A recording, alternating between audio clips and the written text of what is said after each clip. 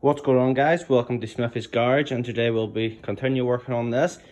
But big garage update. We now got our compressor and our welder. My blocks finally came. Got a Merker sander. All these goodies to help this. So the shop's starting to come together. I need to clean all this out. Get this set up on the wall for my compressor. Thinking about putting it there.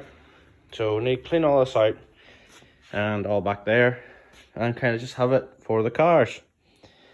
So in that case, once I have everything set up, you'll see everything set up and I'll show you.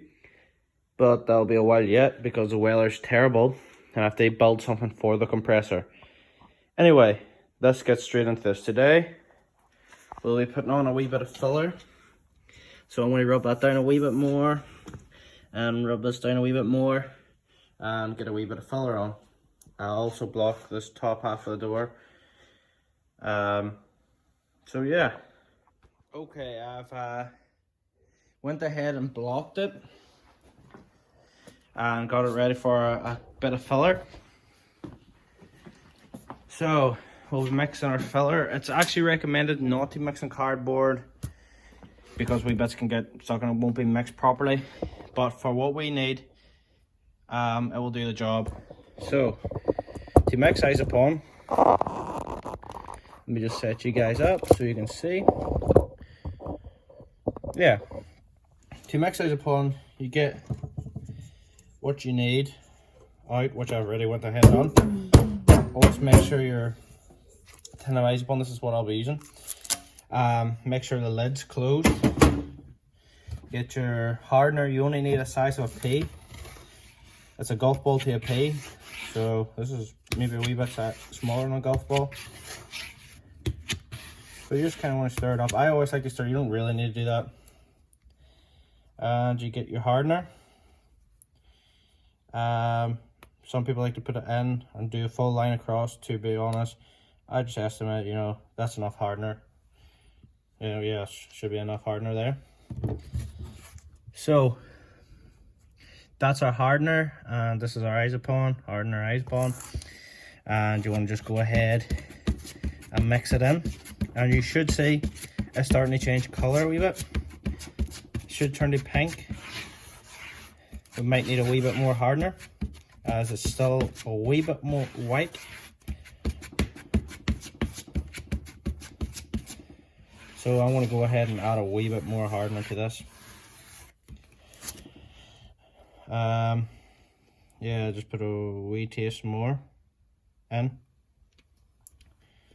And you kind of want it to go a nice pinky shade.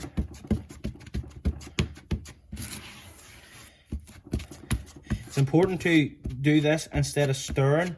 You want to use your full mixing board and you want to pick it up like this. You don't want to pick it and stir it because that will cause pinholes. I see a lot of people doing that, stirring it. You're not meant to stir isopon. Use a full board, eliminates any pinholes, and then you kind of want to scrape it off.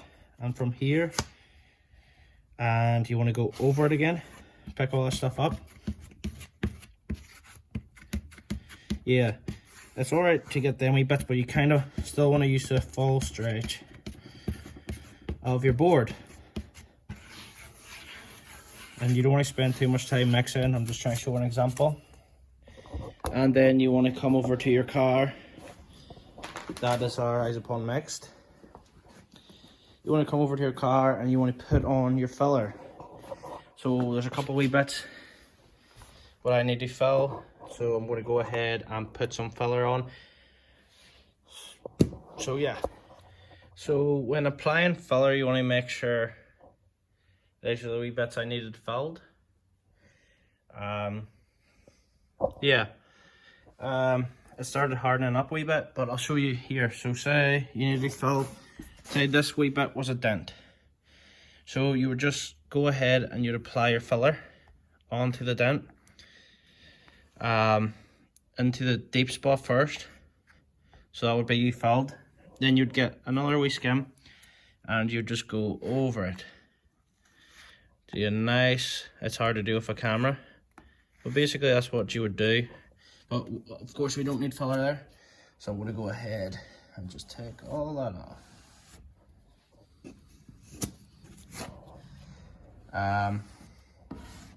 When it comes to door edges, like this, once you get your skim on, there's a line, so you want to swipe your pad down like that, take off any excess, wipe it on the board, and there's some here. It's best to tape this off. I always tape this off just for quickness, because I was making a video. I had to be quick with it because it's starting to tighten. Yeah, I kind of messed up here, but I think it's tightened. No, so you kind of want your edges to be even. I really don't want to mess this up. Yeah, it's starting to tighten. I'm not going to touch any more of it. You don't want any edges. You want to kind of thin it all out, like these two. That was starting to tighten. I shouldn't have went over it, but yeah, you get the point. Put on your Isopon. Like these are a good example. 2 wee dents here. I put it on nice and flat, nice and smooth, and it will be a lot easier to rub. These were really deep dents, so I went ahead and just put a wee bit of body filler on it, and that's what it looks like. We'll go ahead and rub this filler down, check it. If it needs another coat, we'll put another coat of Isopon on it, and hopefully no pinholes. So I'll get back to you guys once it's hardened. Okay, I forgot to say, to clean my applicator or Isopon pad, whatever you want to call it, I like to clean it in thinners. So this is thinners. As you can see, I cleaned a paintbrush in there before, but yeah, you want to soften up your Isopon and clean off your, you want to clean off the Isopon. The reason why I don't let this harden is you have to take it off with a blade, and that kind of damages it, and you'll get lines in your Isopon. But yeah, it actually looks pretty good. So now let me set you up. Okay, now that it's all wet, you just want to clean it off with a cloth or something. I'm using a blue roll, and you basically just want to clean all this off before it hardens. And a good thing to do is keep your board. If there's some leftover Isopon, you'll keep your board and you'll just check to see when it's hardened. As you see, it's pretty hard at the minute, but yeah, it's still soft, so we can scrape it off. The thinners makes it all nice and soft, but as you see, this wee bit's starting to harden really good.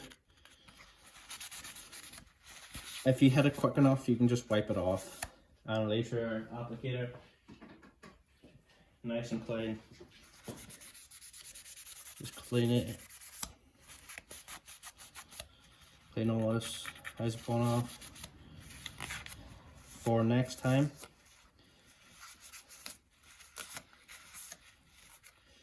So it's the front half clean, there's still wee bits in it. So yeah, you can just scrape them off with your fingernail. Try not to do any scratches, deep scratches in the actual pad, and wipe it off,